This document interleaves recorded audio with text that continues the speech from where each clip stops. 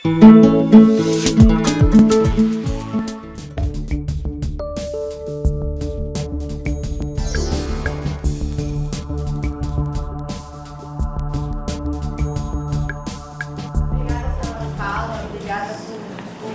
toda coisa, né, que a gente não está acostumado a discutir aqui, né? Queria então abrir para vocês perguntarem à vontade. Jander. Eu queria perguntar. Vai virar para você, Jander, só um minutinho. Eu queria falar duas questões. Eu acho que se a gente fizer um resgate histórico, a gente percebe que teve bastante ganho, principalmente legal, né, em termos de legislação voltada tanto no âmbito da mulher, LGBT e do negro. Mas quando a gente faz a gente visualiza o cotidiano, a gente vê que parece que a violência só aumenta. Vocês que estão na frente dos movimentos, como vocês enxergam isso? O que a gente pode fazer para poder, acho que talvez no nosso cotidiano, a gente fazer com que essas leis sejam implementadas? Uma outra questão que eu queria colocar, a Lorena falou que nas entrevistas de emprego, as mulheres, elas são perguntadas na questão da gravidez, mas isso acontece também na nossa universidade, no âmbito do mestrado e do próprio doutorado. Eu fui perguntar, deixa eu só... Sim, eu vou falar para a Natália, mas só vou falar rapidinho, eu quero que você garanta mais. Como é seu nome? Janderson. Eu só quero fazer uma observação, Janderson, que assim, a gente teve avanços, mas é aquilo que eu estava conversando, a gente tem que ter uma análise crítica sobre esses avanços. Porque, primeiro, a aplicabilidade disso que a gente está chamando de avanço, como as leis, e segundo, também, uma maneira que a gente consegue avançar nas nossas relações, em ocupar espaços, também estão avançando as formas de violências nesse espaço para a gente. E só uma observação, assim, que aí a Natália vai defender, eu prefiro ela falando.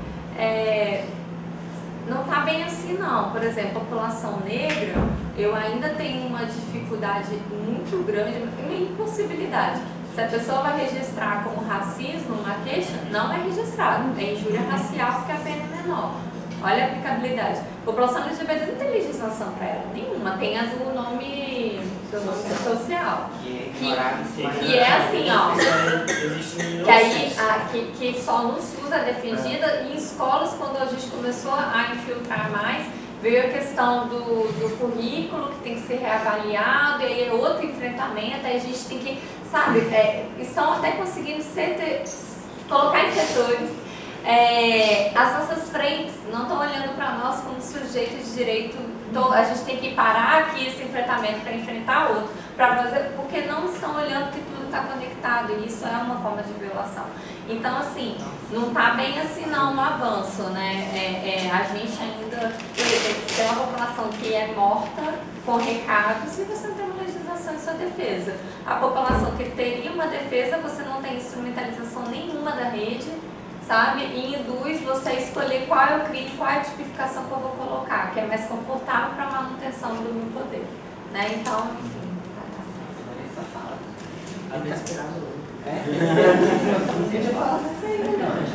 Então, eu vejo da seguinte forma: essas violências que têm ocorrido é a reação ante ao progresso. Como eu disse, assim que você tem uma estrutura de poder que já está bem fundamentada, em termos assim, de estar bem estruturada e sólida na sociedade, que é uma sociedade desigual, quando você ameaça balançar isso daí, quanto mais você desequilibra a questão da cultura de desigualdade, vão surgir as reações e tanto mais fortes serão, quanto maior for a luta dos grupos oprimidos. As pessoas que querem manter a situação desigual vão reagir com mais força nessa situação.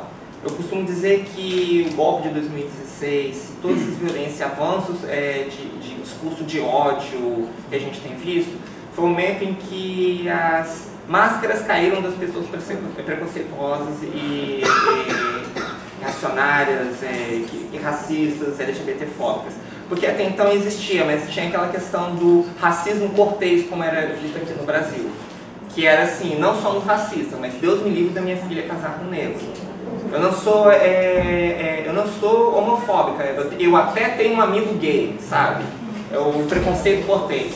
Hoje em dia essas máscaras estão caindo um pouco porque, como a partir do momento que os grupos minoritários estão se organizando e a duras penas tentando conseguir alguns avanços de direitos, a essas pessoas que sentem que o seu privilégio e a sua dominação está ameaçada, aí eles começam a se posicionar, e você vê, por exemplo, um outdoor lá em Santa Catarina: Deus fez macho e fêmea em defesa da família tradicional. Qual é o direito que uma pessoa poder existir, poder realizar um casamento, duas pessoas do mesmo sexo? Em que isso tira o direito da outra pessoa? O problema é que ela se sente ameaçada no seu direito de oprimir. E um ponto que nessa dificuldade de... Acho que eu vou botar essa frase todos os prédios públicos que eu entrar. E o ponto que acontece é o que... Desculpa, professor. E o ponto que acontece, que a gente tem visto muita questão desses embates, é como a Lorena lembrou bem. Às vezes, numa lei que você consegue algum direito, como por exemplo o nome social no SUS, ele existe lá em palavra, mas não se remete em políticas públicas, por exemplo, treinamento. Na unidade de saúde de Maruípe aqui, eu tive já que bater boca com o funcionário porque a pessoa não quis, não entendia, não sabia como respeitar a questão do nome social para uma paciente, que ela tinha reivindicado. Ela explicou: não, é meu direito. A pessoa até sabe direito, mas às vezes assim, o outro profissional que está ali no outro parte do serviço, ou ele não foi instruído, não houve uma capacitação, uma habilitação, ou às vezes até, nem que seja por desconhecimento, às vezes a pessoa não tem aquela vontade. Mas só uma pausa, assim. Eu fui monitor do PET de saúde e a gente trabalhava, eu falava isso. Eu já cheguei de falar sobre, ensinar como mexer na plataforma, mostrar para a pessoa, e a pessoa vai: eu não vou fazer isso, isso é falsidade ideológica. Eu não vou fazer isso porque isso não é certo. Era a justificativa que a pessoa... Não, pode continuar. Não. E só retomando aqui o que o Vini disse em relação à minha fala, do bispo do Alto da Compadecida. Quando é para poder chegar e negar algum direito CSA, todo mundo é especialista. O pessoal adora citar o artigo 299 do Código Penal. Às vezes não sabe o que está escrito lá, mas gostam de falar que é a cartada do não, isso não pode. Então, assim, essa coisa desse avanço de direitos, na verdade, a gente está lutando para que, assim, é como eu vi uma vez uma pessoa comentando sobre os trapalhões, que na época do Mussum você podia fazer piada com o negro que não era problema nenhum. E hoje em dia agora é chato, que agora tudo é racismo. Não é que agora tudo ficou chato, racismo, sempre foi. Mas agora a gente consegue pelo menos ter avançado até o ponto de falar: ei, isso aqui não está certo. Então ainda vai haver muito a ter que se caminhar até que já podemos falar que uma situação errada está equivocada, existem algumas leis, mas até elas serem implementadas, deixar de ser palavra morta, ou perigar de ser palavra morta e virar algo de fato, a gente ainda tem que caminhar muito. O que o Vini falou, foi feita formação. Nesse caso aí que eu citei de Maruípe, eu expliquei para a pessoa, eu já tive muitas discussões semelhantes, então eu levava a nota técnica do 18 de 2014 do SUS, já orientava as pessoas: leva a nota técnica, leia a nota técnica, provavelmente você vai ter que instruir o profissional de saúde a ter que preencher e cumprir o seu direito, que é uma coisa que já está garantida. A gente tenta empoderar as pessoas e orientações, tentar criar multiplicadores de conhecimento. Normalmente funciona. Nessa situação específica, fiz essa orientação, a pessoa levou e a funcionária ainda se recusou porque falou: vai ser melhor para todo mundo que você não use esse nome desse jeito, porque o médico vai se recusar a te atender. Aí até onde que entra a questão da puramente desinformação e onde que entra o interesse da pessoa em manter uma situação desigual porque, sei lá, porque a pessoa gosta. Eu não consigo entender enquanto uma sociedade humana, plural, diversa e mais igualitária, onde você possa entender que alguns seres humanos sejam menos seres humanos do que os outros, tenham menos acesso. Que diferença faz para mim se Maria gosta de Maria, se a pessoa negra pode estar empoderada na rua, se a pessoa LGBT tá bem, se eu sou uma pessoa cisgênero e hétero, assim, não é o meu caso, não estou falando de situação hipotética. Qual o problema para mim que a outra pessoa esteja empoderada, se eu não perco nenhum direito com isso? Então, assim, eu gostaria disso um desafio, assim, uma questão, eu acho bizarro esse questionamento e é uma coisa real que eu acho que daqui, sei lá, espero, 200 anos eles possam olhar para trás e falar: caramba, como é que eles conseguiam se permitir isso? Para finalizar aqui, a pergunta fechou demais, né? Em relação à questão dessas lutas, eu acho que um ponto bom é a gente, já que existem algumas prerrogativas legais, alguns direitos, portarias que garantem, por exemplo, na questão de injúria racial, o governo pode chegar e falar: não, mas tem um crime de racismo.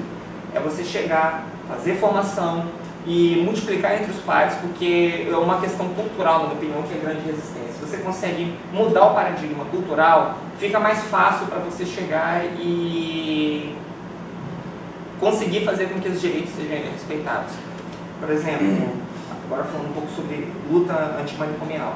No começo do século XX era plenamente permissível, ainda que existia aquele diagnóstico da mulher histérica. Você sabe do que significa histeria? Todo mundo sabe o que significa, de onde vem a origem, histeria? De histerós, útero. É a doença de ter útero, a mulher histérica, ou seja, a mulher que é agitada, que não sei o que lá, descompensada, você podia chegar e internar uma mulher porque ela era histérica. Você tirava os direitos, você institucionalizava ela porque é uma mulher que tem útero demais e ela não está adequada para viver na sociedade. Hoje em dia a gente já consegue achar isso inadmissível. Então eu imagino que, não sei, daqui a uns 50 anos cheguem e falam, caramba, como assim alguém falava que o racismo era injúria racial, que era uma pena menor? Como assim você chegava e achava normal matar uma mulher lésbica porque ela se recusou a beijar você? Foi um caso que aconteceu em Viana. Um casal de mulheres lésbicas estavam andando na rua, um cara do bar achou uma delas bonita, chegou e falou, eu quero ter você pra mim. Ela falou, não, obrigada, não quero. No caso esse específico não foi de homicídio, ele deu um murro nela, perfurou o tímpano, pagou a conta, foi embora tranquilamente, nem foi indiciado nem nada. Isso pra mim é inadmissível, mas acontece, século XXI. Eu acho que é muito importante a gente discutir isso tudo, mas a gente tem que discutir a nível de política. O Brasil hoje, ele não precisa de uma reforma da Previdência, ele precisa de uma reforma política. A gente vive numa democracia embrionária, que assim, se a gente pega que a nossa Constituição é de 88, e depois disso teve várias violações, crimes que ele titula de PEC, né, contra a Constituição. Isso é uma violência institucional, não contra LGBTs, não contra o negro, é contra a sociedade, é contra todo mundo. Então, assim, o que o brasileiro ainda não entendeu, que quem manda no país é o legislativo. Então, a gente tem hoje eu estou como poder público num cargo do poder executivo, e que a gente quer fazer a política, a gente quer fazer alguma coisa, e aí o legislativo barra. Não, você não pode fazer isso. Não, você não tem justificativa para fazer isso. Não, por que eu quero fazer, uma política assim? Então, assim, o legislativo hoje, o nosso legislativo, são pessoas que não são capacitadas para estar ali. Primeira coisa, elas estão ali por uma aí eu estou generalizando, né? Claro que a gente tem nomes muito importantes dentro tanto do cenário estadual quanto do cenário local, mas eu acho muito importante a gente fazer essa discussão da reforma política, porque muitas vezes a gente tem pessoas na ponta querendo fazer e a gente fica brecado nessa questão. E a outra questão é a Lei Eusébio de Queiroz, que ela permeia a história do Brasil até hoje, que é a lei para inglês ver. A gente tem um monte de leis que são leis para inglês ver, que na íntegra, na ponta, a gente não tem instrumento para valer ela. Então, por exemplo, o presidente da República, ele agora chama a sociedade civil para discutir o pacto contra a violência LGBTfóbica. Tá, e o que isso, para discutir o pacto, eu posso fazer isso sentado? A gente já sabe que a nossa população está morrendo. Eles têm dado que a nossa população está morrendo. A União Europeia já notificou o Brasil. O Brasil, ele mata mais LGBTs do que os 13 países onde ser homossexual é crime e punido com pena de morte. Nós estamos à frente desses países na Arábia Saudita. Então, assim, eu acho que a gente precisa fazer uma discussão de que para que a gente tem a lei. Porque, igual, os dois casos, assim, que são recentes, aquele jovem, estudantes dessa universidade, que faz aquela palhaçada, não sei que nome que eu dou para aquilo, de tirar uma foto com 3 jovens negros no fundo e falar: roubei seu celular. E recentemente na Universidade Veiga, Fundação Getúlio Vargas, um casal, uma mulher branca e um homem negro, uma pessoa branca tira a foto e bota na legenda, alguém perdeu um escravo? Eu achei um aqui. Então, assim, é esse tipo de pessoa que nós estamos lidando todo dia. É com esse tipo de pessoa que a gente divide a nossa sala de aula. Então, assim, a gente tem que discutir política, a gente tem que discutir formação, a gente tem que discutir os termos. Porque, por exemplo, hoje a gente tem uma coisa que eu acho o cúmulo do absurdo, que é a vulnerabilidade. Não, quando uma coisa, a validarização de alguns termos. Hoje em dia, a gente fala, racismo. Nossa, Lorena sofreu racismo inverso. Gente, racismo é quando uma raça se coloca superior à outra.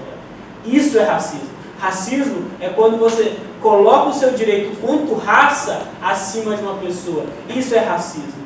Então, assim, em momento nenhum na história da humanidade, uma pessoa branca sofreu por ser branca. Na história desse país, a gente não tem uma nação subjugada pelo domínio da população preta. A gente pode ter, sim, um caso, a gente pode falar, por exemplo, na África, a questão dos albinos, que é uma questão cultural que a gente tem que discutir num outro momento, mas uma nação, como fez com o povo africano, trazido, escravizado. Se vocês forem pegar a história do Espírito Santo, que é uma coisa que eu gosto muito, a gente tinha, infelizmente, é vergonhoso falar isso, mas São Mateus era uma fazenda de procriação de escravos. Até pouco tempo atrás, até uns 6 anos atrás, a gente tinha um museu que tinha documentos que falavam, sabe quando você pega animais de raças e cruza e vai cruzando? Era isso, tratando assim, negro 1, negro alfa com fêmea beta, fêmea isso. Era esse tipo de ligação que se tinha. Então, assim, a gente tem a lei do racismo, mas esses dois idiotas que fizeram essas brincadeiras sem noção que isso não é brincadeira, isso é crime. Eles foram processados por injúria racial. E a outra coisa, vão ser afastados, eu não sei qual é o posicionamento da UFES, mas da Fundação Getúlio Vargas, o menino ficou 3 meses fora. O professor Malaguti voltou. Então, tipo assim, a gente dá um passo, para frente, a gente fala que a nossa universidade é uma universidade inclusa, a gente defende pautas da universidade, mas a gente dá 2 passos para trás quando a gente admite, quando a gente, na queda do braço, a gente perde para esse tipo de pessoa. A minha linha atrás. Só um comentário sobre essa questão que você vai trazer, uma relação ao preconceito e absurdo que a sociedade brasileira ainda pode reproduzir. Eu vi na internet, no aniversário temático de 15 anos, que a menina colocou escravidão. Sim, Gente, o que está acontecendo com o Brasil? Acho que eu fiquei pasmo. Você pensa que você tem detalhes. A imagem do cara atrás, que era o escravo, de tristeza total. Acho que ele dependia do trabalho, estava trabalhando como figurante ali naquele tema. E você vê a tristeza morando no cara. Tipo assim, eu sou escravo. Ele é negro, então ele se sentiu de fato. Então eu fiquei muito impressionado com o que eu vi. O Brasil surpreende a cada dia. Eu só um comentário do que o Márcio estava trazendo. Acho que eu me interromper. Primeiro que tem que lamentar muito não poder estar aqui desde o início, né?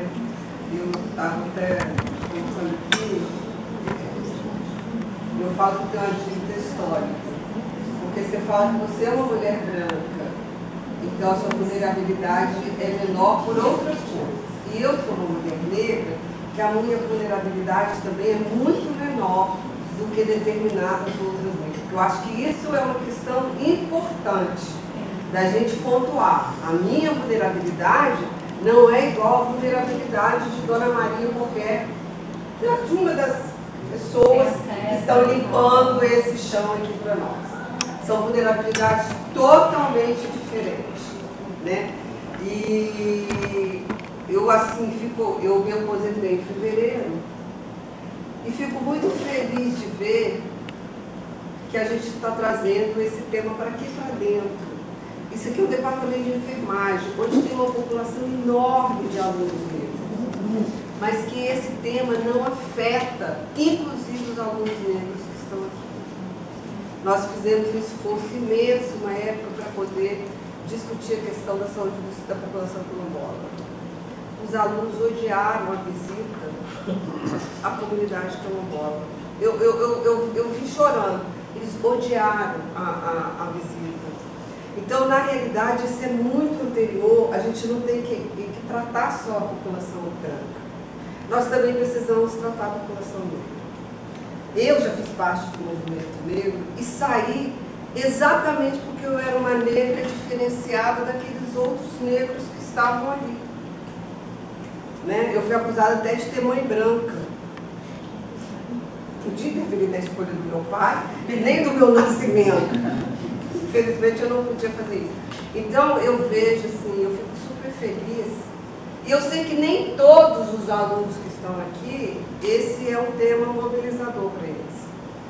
Eu acho que a gente tem que primeiro reconhecer isso aqui. Quando você trouxe a cena da Dilma, aconteceu uma situação na nossa sala de aula com os alunos de mestrado e doutorado. Teve aluno que saiu da sala, porque ele achava que, por acaso, tinha acontecido a morte para cá. Era missa de 7º dia da Milena, branca, médica, que teve uma repercussão enorme, e eu trouxe a cena de estar falando sobre o golpe e de que tinha um viés de gênero, e trouxe a foto da Dilma com aquela bomba na vagina da Dilma. Os alunos, teve aluno negro, homem, que se retirou da sala. Então, assim, a gente tem uma caminhada, assim, eu estou olhando aqui, estou falando assim, poxa, que pena que essas pessoas não são alunos do programa de pós-graduação em saúde coletiva. Porque a gente precisa de vocês nesse programa. Quem sabe? Esse não é um tema prioridade. Nós estamos trazendo, muito provocado pela Rita, no nosso grupo. A gente tem que privilegiar determinados temas que a gente não está privilegiando. A gente está discutindo a atenção básica, querendo saber de organização de serviço, mas esse tema não entra. E graças a Deus a minha parceira Angélica vai junto, a Ana Cláudia vai junto, tem aluno que vai junto. Então, eu penso assim que eu acho que essa aula inaugural, a gente traz vários temas, que às vezes não são temas, todos são temas relevantes, mas que é a primeira vez eu acho que a gente consegue fazer uma aula inaugural com essa configuração. Segunda, ano passado. Segunda, mas muito pouco. Sim. É muito pouco para o tempo que nós temos. Então, eu acho que a gente é uma coisa muito difícil, né? E assim, falar para vocês que nós vamos oferecer agora uma disciplina, mas aí a professora Angélica vai tirar licença de capacitação. Nós pretendemos abrir, inclusive, essa disciplina, no modelo que eu pensei a disciplina, não é uma disciplina só para aluno, regularmente matriculado, mas que, inclusive, pessoas de movimentos sociais que têm interesse em nos ensinar, porque nós estamos engateando na temática, né? Eu já fui, já saí, já entrei, porque nós temos muito que aprender. Eu acho que assim, a gente faz o convite para vocês, que vocês possam ser nossos parceiros também nessa disciplina. Todos são bem-vindos, de ponto de vista que a gente possa, que a academia seja um lugar de produzir também esse conhecimento e de aprender sobre, mais aprender do que produzir conhecimento. Estou muito feliz. Eu acho que a questão da academia é justamente essa. A gente não pode ficar num mundinho restrito aqui, né? E como o Lula mesmo falou, nós somos privilegiados de estarmos aqui. E aquela questão, né? A gente tem a obrigação social em estarmos aqui. Então a gente tem que devolver isso de alguma forma e ampliar as discussões de grupos que sofrem tantos extermínios, tantas dificuldades. Nada mais justo e mais, acho que legítimo, é trazer essa discussão aqui para dentro, né? Porque como profissionais de saúde, mesmo que a gente saia da academia depois do mestrado e tudo mais, mas assim, como profissional da saúde, a gente tem que ter esse olhar, né, para a diversidade. Acho que a intenção da comissão foi justamente essa, assim. Não a questão da provocação, mas a gente conseguir perceber com um olhar diferente daquilo que a gente aprendeu na graduação, né? Então, o mais plural possível. Eu também preciso estar trazendo uma questão que é a invisibilidade de todos esses indicadores e todas essas histórias, essas narrativas de vida que se faz presente no próprio programa de pós-graduação. Então, assim, o quanto nós estivemos distante dessas questões. E aí são temas que não nos diziam respeito enquanto formadores de profissionais e que há muito pouco tempo nós começamos por várias provocações e várias participações e várias renovações, e seja lá o que for, nós nos propiciamos ser mais permeáveis a alguns temas. Então, particularmente, concordo com Rita, nos alegra enormemente estarmos trazendo numa aula inaugural, né, essas falas que nos provocam e convocam, né, a fazermos uma diferença mesmo na formação de profissionais. E eu acho que assim, quando a gente se pergunta o que fazer, como construir essa rede, esse é um passo, essa é uma construção.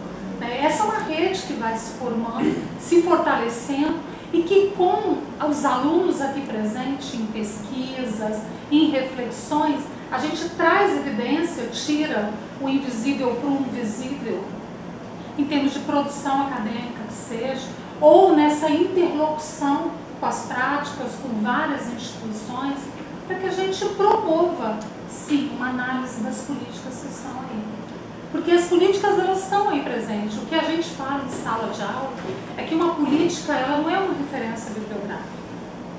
Uma política é um texto a ser colocado sob análise. Nós temos que analisar o que está sendo colocado nesse texto, porque ele passa por atores que são interessados, tem um viés aquela política.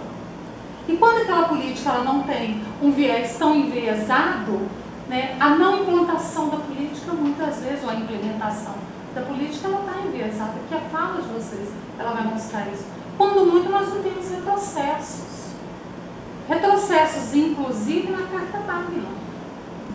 Estão rasgando questões que estão ali e que nós precisamos colocar sob análise e que nós precisamos refletir.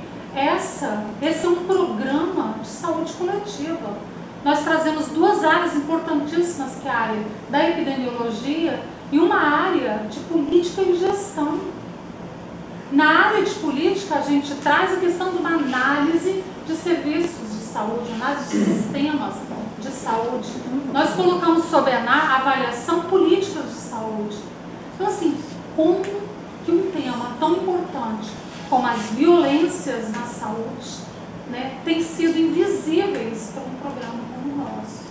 Então, isso também, né, é um resgate que nós temos feito como sociedade. É quando vocês falam, a Natália está falando, nós somos a sociedade, nós somos o reflexo dessa sociedade.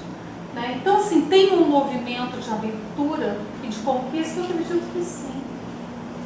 A gente tem caminhado e tem buscado. Né? E a gente fica muito feliz e extremamente agradecida pela generosidade de vocês estarem compartilhando conosco essas experiências. Para que a gente possa, junto, fortalecer essa rede, estar mudando, modificando essas histórias, né? Essas narrativas, né, que são nossas. Há pouco tempo eu fico pensando assim, óbvio que essa questão da autoidentidade, né, de como eu me identifico, ela é uma coisa muito interessante, né, quando você fala de privilégios, né? Ao mesmo tempo eu tenho privilégios, mas eu sou mulher, então eu também tenho algumas, né, tenho algumas fragilidades a mais. Se eu sou mulher e negra, aumenta mais ainda minha fragilidade, minha vulnerabilidade. Se eu sou homem negro jovem de periferia, são outras vulnerabilidades, né? E essas vulnerabilidades dentro da política pública, nós precisamos fazer análise de quais são protegidas, quais são menos protegidas, quais são totalmente desprotegidas, quais as políticas públicas são de omissão. Né? E aí, assim, uma das coisas que a gente tem estudado, né, é que a omissão do Estado é uma política. Política é ação ou omissão. Quando o Estado se omite, isso é uma política. Quando o Estado não enxerga, não dá visibilidade para indicadores como as mortes da população LGBT, isso é uma política de Estado, que tem que ser colocado sob análise. Também, a gente, como cidadãos e cidadãs, a gente também exerce o controle social em cima do Estado. Se o Estado se omite, já é uma falha, e a gente, como cidadãos, exatamente, a gente acaba sendo cúmplice. Perfeito. Gente, assim, vocês falaram o tempo todo, né, que todo esse processo precisa ser revisto, principalmente em relação à formação.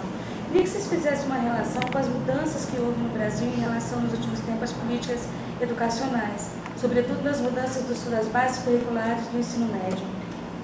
E a outra pergunta era, e como que você vê a questão da formação permanente para os profissionais que atuam com as mulheres em situação de violência? Educação permanente. Começa, você começa. Não, você. Então, uma coisa que eu vi sobre a base nacional curricular em um momento de ataques, não é de hoje que está correndo isso daí. Inclusive, por exemplo, os planos municipais de educação tem havido um movimento político muito forte no sentido de, nos testes de lei de mordaça até, por professores não podem discutir questões de gênero em escolas. Em muitas escolas é considerado assim, proibido. E tinha município, inclusive, que alguns vereadores até falavam, se vier a pessoa falar de gênero aqui, eu mando prender. Acho que pode falar da arte. Pode tratar a arte com aquela lei que foi vetada aqui. Mas em Vila Velha passou uma lei em Vila Velha que permitia que não houvesse exposição de nudez em nenhuma obra. Mas como é que vai ser para poder fazer campanhas também de prevenção de câncer de mama, câncer de colo de útero, sem ter que falar do corpo, do corpo que possui uma mama, do corpo do útero. Então, assim, são situações que eu acho um pouco complicadas. Em relação à questão de educação e currículo, como a gente tinha dito aqui, permeia esse momento político que a gente está, então nesse momento de embates eu gostaria de estar um pouco incerto. E os próprios professores e educadores e população em geral, se a gente se mobiliza contra esse avanço do conservadorismo, da mentalidade tacanha, do obscurantismo, há esperanças. Uma coisa que eu iria falar era pontuar de uma coisa histórica que aconteceu nem tanto sobre o currículo de medicina, mas uma coisa que aconteceu na medicina. Acho que daqui 2 semanas, mais ou menos, vai completar aquele episódio dos pintos nervosos. Alguém lembra desse? Exatamente, cara. Para quem não está familiarizado, foi uma situação de alunos de uma universidade da Grande Vitória, que, como parte das celebrações da formatura deles, eles foram tirar fotos, todos eles de jaleco, com as calças arriadas. Futuros ginecologistas aguardando a paciente. Imagino que a maioria das mulheres tem ficado horrorizada à perspectiva de ser examinada por um médico que faz esse tipo de brincadeira. Aí, obviamente, houveram várias discussões a respeito de não foi bem assim, foi só uma brincadeira, todos os discursos que usam para relativizar. Eu considero que aquilo ali teria sido uma oportunidade muito grande para poder adentrar assuntos de sexualidade, gênero e respeito também, que é questão ética nos cursos de formação. Ano passado, infelizmente, a conversa não rendeu muitos frutos, porque institucionalmente apenas grupos feministas, lembro que teve um grupo da própria faculdade em questão que chegou a organizar algumas rodas de conversa, mas os alunos da graduação da medicina não participaram naquela faculdade das conversas. E institucionalmente, questão de poder discutir gênero, educação na escola, eu acho que ainda está em andamento, acho que o Vini vai abordar isso aí agora na resposta dele, né? Uma coisa, eu vim, assim, eu entrei na universidade em 2011 para cursar História. Eu fiz até o 6º período de História, não me identifiquei com o curso e vim para a Fonoaudiologia, onde eu formei esse ano. E uma coisa que eu vejo hoje, quanto militante, quando eu falo que eu vou para uma escola pública, a gente recebe uma ligação da Secretaria de Estado perguntando o que eu vou fazer numa escola pública. Eu posso ir lá para falar campanha da voz, que eu tenho, eu posso ir lá falar de direitos humanos, mas se for eu, a Secretaria de Educação vai ligar, vai saber. E aí, dentro dos municípios, existe essa mesma movimentação, só que o que eu acho o maior problema hoje em dia dentro das escolas não é a legislação. Porque hoje em dia a gente já tem um movimento estudantil secundarista que faz essa discussão nos horários de intervalo. Tá? A gente tem movimentos LGBT secundaristas, a gente tem movimento negro, movimento de mulheres. A gente tem a escola hoje, a escola de hoje é uma escola politizada, a escola pública, diferente do cenário que eu frequentei há um tempo atrás, não tanto tempo atrás assim. Mas a maior dificuldade que eu vejo hoje é no professor, é a figura do professor que está ali na frente. Porque, por exemplo, quando a gente entra, e aí eu falo quanto fórum, que eu fui coordenador do fórum por muito tempo, quando a gente entra para uma escola para conversar com a pedagoga, a primeira coisa que ela coloca são as suas convicções ideológicas, religiosas, e aí ela já não permite, ela vem no discurso da ideologia de gênero. Não, porque a ideologia do gênero não pode. Então, por exemplo, há muito tempo atrás, a gente foi fazer uma intervenção dentro de uma escola pública aqui da região metropolitana de Vitória, e a gente ia falar sobre HIV/AIDS. E aí, como era o fórum que estava promovendo isso, era uma roda de conversa que os alunos chamaram a gente, não foi a escola que chamou. A gente chegou e aí a pedagoga não deixou que a gente se reunisse, porque a gente poderia estar influenciando. E aí, gente, eu vou falar um dado para vocês. Eu sou filho de heterossexuais. Meus pais são heterossexuais. E eu conheço vários casais homossexuais que têm filhos heterossexuais. Então, assim, se os pais, que são a maior influência do filho, não conseguem influenciar pela sexualidade, pedagogia da UFES, você tem uma onda conservadora muito grande. É um absurdo. É um absurdo. Quando você entra no curso de História da UFES, a gente tem assim, a gente fala aqui no CCS, porque História é comunista, marxista, maconheiro. Gente, isso não representa nem 10% do curso de História. A maioria das pessoas no curso de Humanas são pessoas extremamente conservadoras, pessoas militares, que fazem um curso noturno para ter progressão salarial. Então, tipo assim, e dentro do curso de História, e aí eu falo de cadeira do currículo passado, porque nesse currículo já tem uma discussão sobre mudança. A gente não discute isso. A gente não discute gênero. A gente não discute sexualidade. A gente não discute. A gente tem uma matéria que fala sobre a história do continente africano. E aí a gente fala sobre o Egito. Não, é obrigatório. A gente fala do continente africano e a gente fala do Egito. Então, assim, a gente tem vários problemas e tal. A gente tem que discutir base curricular do ensino médio, mas a gente tem que discutir a base curricular dos cursos superiores. E aí, dentro do CCS. E aí, por exemplo, a Paula, a Ilana, que está aqui, me acompanharam no processo de criação do meu TCC. As pessoas perguntavam, por que você vai falar de transexual em fonoaudiologia? O que a fonoaudiologia tem a ver com isso? Então, assim, a gente não entende que o profissional de saúde é um defensor de direitos humanos, é um formador de opinião. E a gente que trabalha com saúde coletiva, eu lembro até hoje, uma vez eu fui dar uma oficina para pais sobre estimulação da cognição infantil e desenvolvimento de fala, e aí no meio da conversa a mãe levanta e começa a falar, não, meu filho sofre racismo. Porque meu filho é assim, assim, assado, eu acho que meu filho é assim. Então, assim, quando você chega para a população te bombardeia de perguntas que a universidade não te capacita para falar.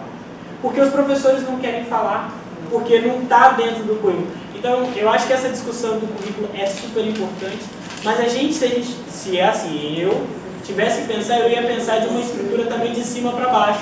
A gente discutir a formação do professor e depois discutir a formação do aluno. Complementando o que ele disse, entra ações múltiplas também. Porque, da mesma forma também, às vezes, até quando ocorre uma situação de professores que querem poder falar sobre o assunto, aí encontra, às vezes, pelos próprios pares, porque uma maneira muito boa de se estabelecer uma política preconceituosa é sempre vigiar o outro. Por exemplo, em questão do homens e machismo. Ter sempre um homem vigiando o outro para ir, desmunhecou, esse daí fez isso assim assado, abraçou o amigo, qual é? Existe a vigilância dos pares, existe também até, por exemplo, dos próprios pais, que dentro da comunidade ali, que estão inseridos com ideias conservadoras, tentam projetar isso daí. Ano retrasado, a gente foi dar uma palestra no IFES, que foi uma professora do disciplina de inglês, e quis puxar um assunto sobre sexualidade, sobre gênero, a pedido dos alunos, e ela queria muito poder abordar. E o que teve de pais e alunos que ficaram preocupados, outros professores que foram lá assistir a aula para ver se não ia ter algum problema. No final das contas, os alunos adoraram a aula, participaram, teve debate, lotou tanto que teve um que teve que praticamente ficar em pé perto da porta, o negócio bombou mesmo. E oportunidades boas assim para poder discutir, porque quando você não discute, quando você dá margem para desinformação, obscurantismo, aí é onde está o problema, gente, porque o que não se fala é que nem aquela parábola lá do homem trancado no quarto com as luzes apagadas e tinha uma corda que ele achou que era uma cobra que ia morder ele. Se você não consegue analisar, falar, discutir abertamente, dá problema. Só para complementar, um outro ponto aqui sobre os currículos aqui na UFES. Eu sou formada em medicina pela UFES, durante todo o curso da graduação nunca surgiu uma única oportunidade para poder falar sobre sexualidade. E não foi por falta de ter tentado, porque diversos professores eu tentava abordar questões quando alguns professores chegaram e falavam, isso é coisa das suas ideologias aí, não quero discutir sobre isso na aula, porque aqui a gente ensina diagnóstico e propedêutico.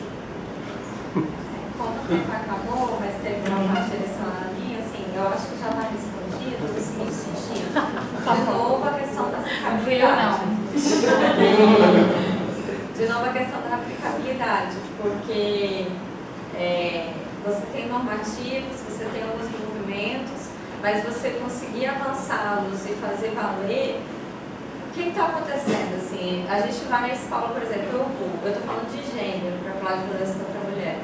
Eu tenho que, com frequência, nas escolas da rede pública municipal, que é onde eu estou direcionada para trabalhar, eu tenho com frequência vereadores ou assessores de vereadores filmando. E eles me pedem o meu cronograma de formação antes, e eu tenho que liberar. Porque eles pedem via processual, e aí o indicativo do gabinete é que eu respondo, né? E não tem problema. Só que eles acompanham porque a fala é a seguinte, a Lorena a gente tem que ter cuidado, porque ela é próxima dessa galera. Então assim, eu tô falando de violência contra a mulher, entendeu? E a gente tá com 2 processos agora lá na mesa, que eu tenho que despachar com urgência que o gabinete pediu, que estão questionando, por exemplo, vivências. O que é vivência? Um projeto nosso que a gente chama, por exemplo, Natália, para falar de ser trans lá em São Pedro. Aí vai quem quer, só para bater papo, é vivência, chama Natália, outra trans, vamos conversar sobre isso. A gente só teve 2 vivências, os 2 vivências com recorte racial. A gente foi questionado por que a gente está fazendo isso, porque a gente está segregando uma população. Qual é o objetivo de falar sobre isso?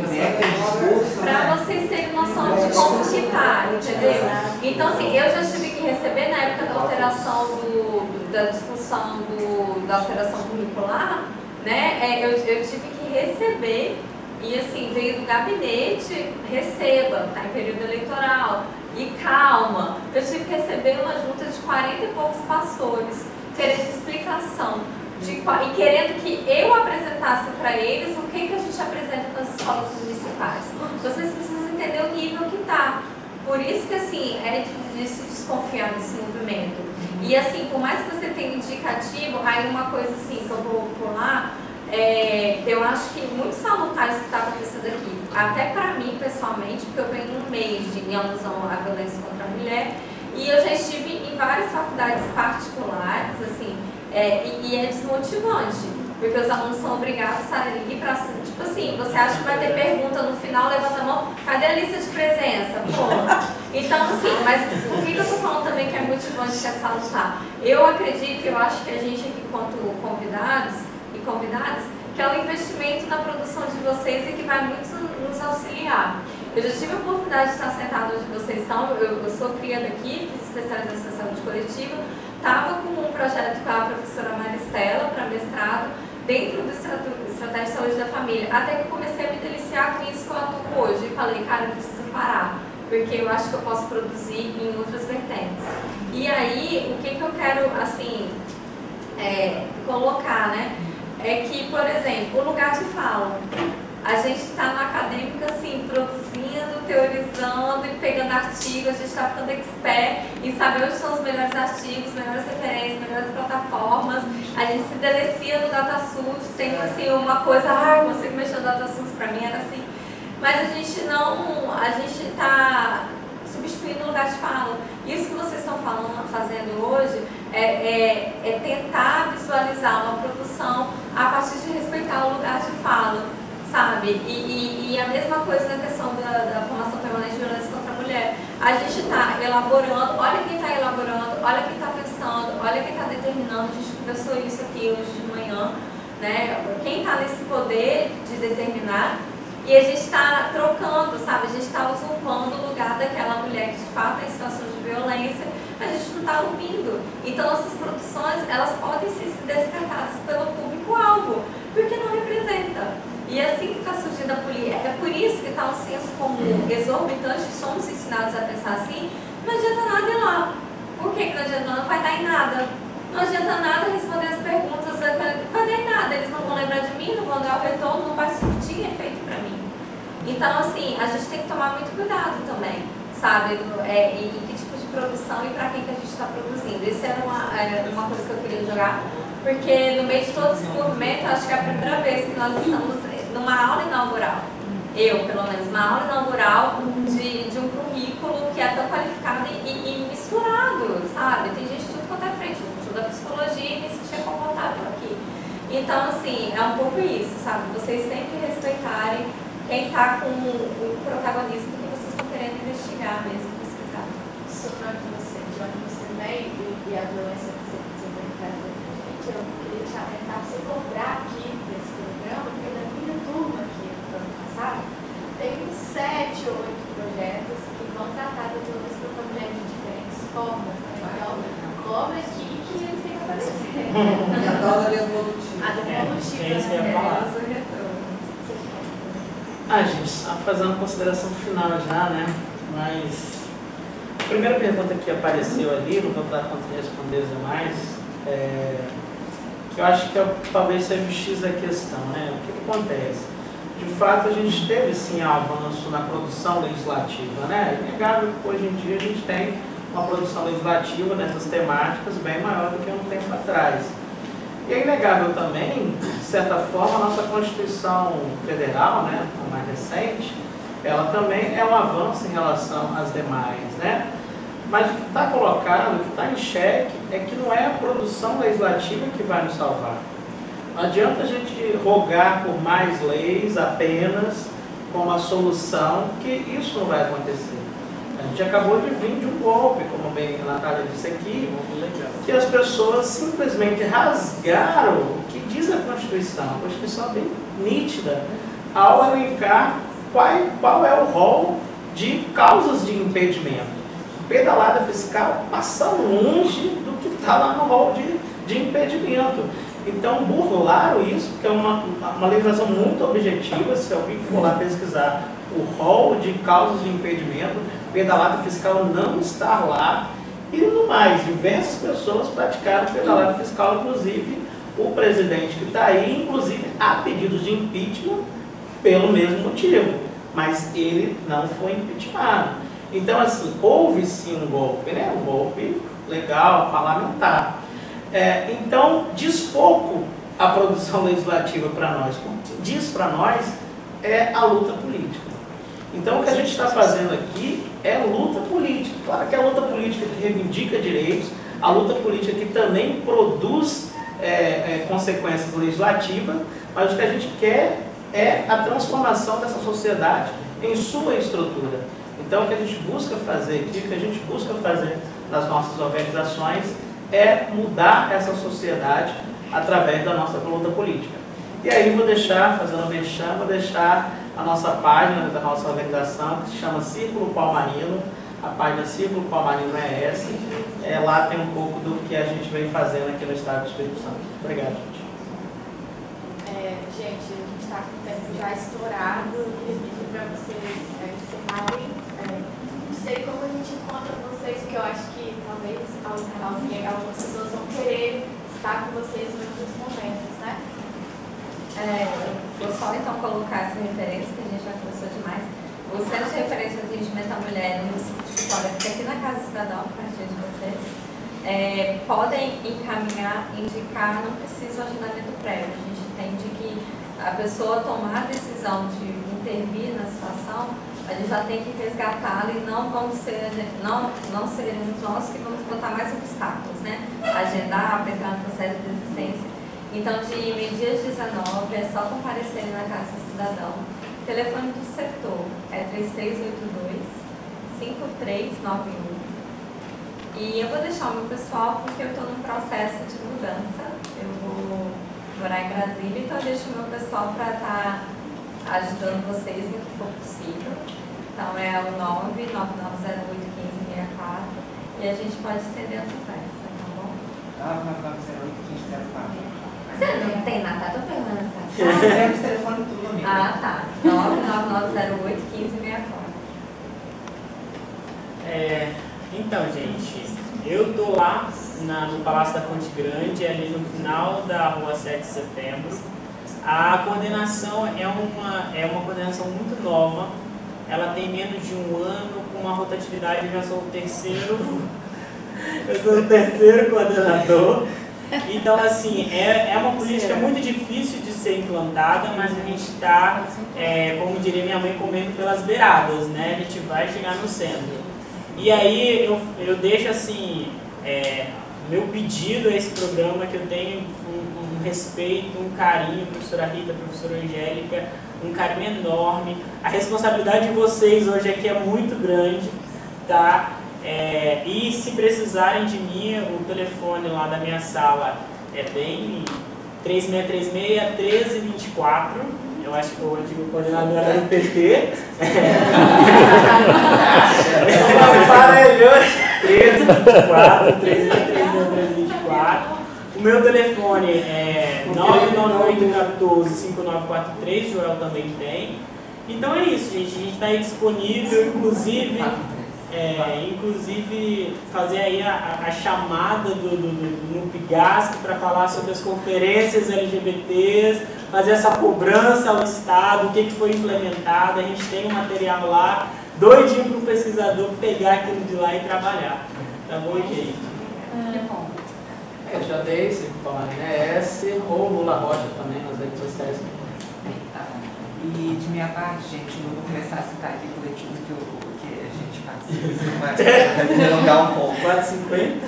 Mas, assim, o Conselho Estadual LGBT do Espírito Santo começou no final do ano passado, o Vini, o coordenador, está participando também. Lá na Edifício Portugal, reuniões, mensagens, vocês podem estar acionando também.